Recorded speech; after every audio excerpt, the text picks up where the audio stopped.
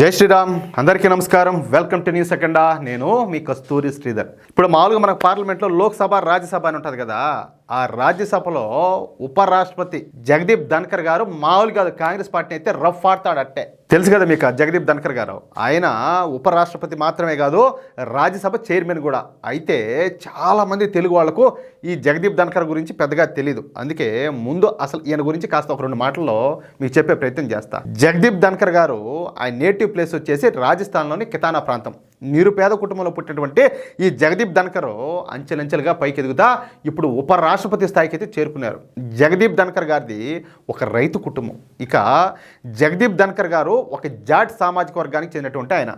సహజంగా స్వాతంత్రం వచ్చిన దగ్గర నుంచి ఈ జాట్ సామాజిక వర్గం మొత్తం కూడా ఈ కాంగ్రెస్ పార్టీకి ఫేవర్గా ఉంటా వచ్చింది. కానీ జగదీప్ ధన్కర్ గారు అట్లా కాదు. మొదటి నుంచి భారతీయ జనతా పార్టీనే నమ్ముకొని ఉన్నారు. ఈయన ఒక నికార్సైనటువంటి ఒక కరుడు కట్టినటువంటి ఒక జాతీయవాది. ఇక ఏ విషయంలో అయినా కూడా ఖచ్చితంగా రాజ్యాంగబద్ధంగానే వ్యవహరిస్తూ ఉంటారు. రాజ్యాంగాన్ని దాటి ఏ పని కూడా చేయరు. అసలు జగదీప్ ధన్కర్ను చూస్తే ఈ రోజుల్లో కూడా ఇలాంటి వాళ్ళు ఉంటారా అనిపిస్తూ ఉంటుంది. అట్లుంటారనమాట, అంత సింపుల్గా. ఇక భారతీయ సంస్కృతి సంప్రదాయాలను పెంపొందించడంలో జగదీప్ ధన్కర్ గారికి కూడా ఒక మంచి స్థానం ఉన్నది. అర్థమైందా? ముఖ్యంగా ఈ యోగాను ప్రపంచవ్యాప్తంగా విస్తరింపజేయడంలో జగదీప్ ధన్కర్ గారి పాత్ర కూడా అమోఘం. అలాంటి జగదీప్ ధన్కర్ గారు 2019 నుంచి 2022 వరకు పశ్చిమ బెంగాల్ గవర్నర్గా కూడా పనిచేశారు. ఇక పశ్చిమ బెంగాల్ రాష్ట్రంలో పరిస్థితులన్నీ కూడా మీకు తెలిసినట్టు ఎట్టుంటాయి ఏందనేది. పశ్చిమ బెంగాల్లో ఈ అభినవ్ శూర్పణఖైనటువంటి మమతా బెనర్జీ ప్రభుత్వం ఒక రకంగా చెప్పాలంటే రాక్షస రాజ్యం అని చెప్పుకోవచ్చు. ఆ సమయంలో పశ్చిమ బెంగాల్ గవర్నర్గా పదవి బాధ్యతలు స్వీకరించినటువంటి జగదీప్ ధన్కర్ గారు మమతా బెనర్జీకి అయితే ఏం లేదు, చుక్కలు చూపించాడు. అలాంటి పర్సన్ రాజ్యాంగబద్ధంగా నడుచుకుంటానే మమతా బెనర్జీకు నిద్ర పట్టనే వల్ల ఆ విధంగా ఉన్నాడు. ముఖ్యంగా పశ్చిమ బెంగాల్లో బాధితులైనటువంటి హిందువుల పక్షాన్ని నిలబడి మమతా బెనర్జీకి వ్యతిరేకంగా పోరాటం చేశారు. బాధితులకు అండగా నిలబడినాడు. మమతా బెనర్జీ రాక్షస పాలన గురించి ప్రపంచానికి మొత్తం కూడా తెలిసేటట్టు చేశాడు జగదీప్ ధన్కర్ గారు. ఇక జగదీప్ ధన్కర్లో ఉన్నటువంటి ఈ డైనమిజాన్ని గుర్తించినటువంటి మోడీ ప్రభుత్వం 2022లో జగదీప్ ధన్కర్ గారిని ఉపరాష్ట్రపతిగా ఎన్నుకున్నారు. ఇక ఉపరాష్ట్రపతిగా ఎంపికైన దగ్గర నుంచి జగదీప్ ధన్కర్ గారు రాజ్యాంగానికి లోబడి రాజ్యసభను అయితే రన్ చేస్తారు. రాజకీయాలకు అతీతంగా రాజ్యసభకు నాయకత్వం వహిస్తారు. ఇప్పుడు ఈ విషయమే ఎవరు ఈ డెకాయిట్ కాంగ్రెస్ పార్టీకు మిగిలిన ఇండి కూటమి పార్టీలకు కంటి మీద కునుకు లేకుండా చేస్తాను. అందుకే జగదీప్ ధన్కర్ గారి మీద నో కాన్ఫిడెన్స్ మోషన్ను ప్రవేశపెట్టారు. అదే అవిశ్వాస తీర్మానం అంటారు కదా, అది. ఈ నో కాన్ఫిడెన్స్ మోషన్ను ప్రవేశపెట్టిన పార్టీల్లో ఈ కాంగ్రెస్ పార్టీ, తృణమూల్ కాంగ్రెస్ పార్టీ, తమిళనాడుకు చెందినటువంటి డిఎంకే పార్టీ, ఈ ఆమ్ ఆద్మీ పార్టీ, జార్ఖండ్ ముక్తి మోర్చా పార్టీ, అదేవిధంగా కమ్యూనిస్ట్ పార్టీలు ఉన్నాయి కదా, ఎవరు చేని అత్తులో సిపిఐ సిపిఎం పార్టీలు కూడా ఉన్నాయి. దీన్ని బట్టి మీరు అర్థం చేసుకోండి వాళ్ళకి ఎంత నొప్పి తగిలి ఉంటుందో, ఎంత బాధ పుట్టి ఉంటుందో. ఈ సందర్భంగా నిన్న రాజ్యసభలో పెద్ద దుమారం రేగిపోయిందట్టే.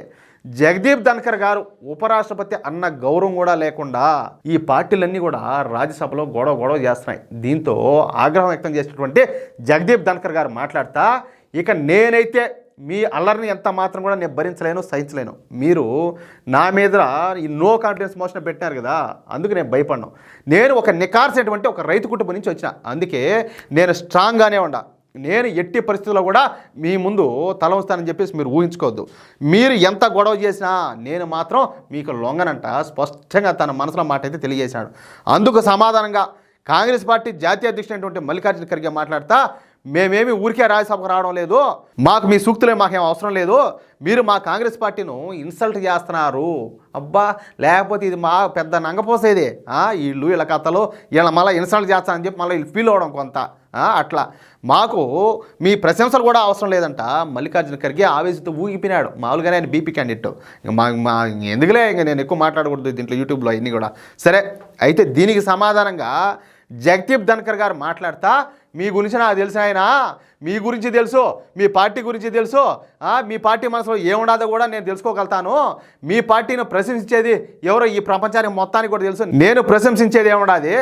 మీరు నా దగ్గర ప్రశంసలు పొంది అంత గొప్ప పనులు మీరేం చేస్తారో, అంత ఘనకార్యాలు మీరేం చేస్తారో, మీ వ్యాపారాలు ఏందో, మీ వ్యాపారాలు ఏందో ప్రపంచం అంతా తెలుసు అని చెప్పి ఏమిలా మూతిపళ్ళు రాలేటట్టు మాట్లాడినాడు.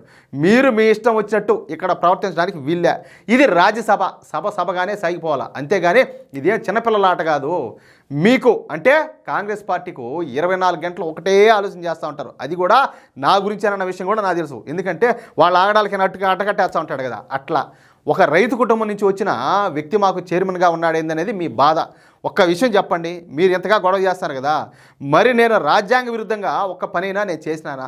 చేస్తే చెప్పండి, నేను వెంటనే క్షమాపణలు చెప్పి ఇక్కడి నుంచి నేను వెళ్ళిపోతాంట.